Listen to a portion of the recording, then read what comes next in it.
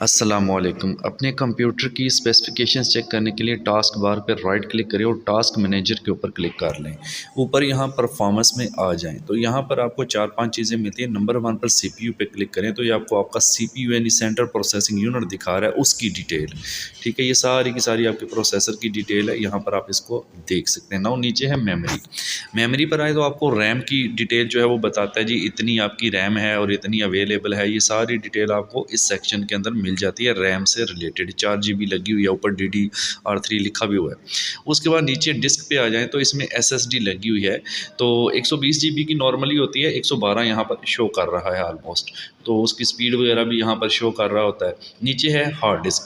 असल में मेरे सिस्टम में SSD भी है और हार्ड डिस्क भी, दोनों की डिटेल आ रही है। 500 GB होती है नॉर्मली, तो ये थोड़ी कम ही शो करता है। उसके बाद ईथरनेट वगैरह, इंटरनेट वगैरह की डिटेल, तो ये सारी चीज़ें यहाँ से भी देख सकती हैं।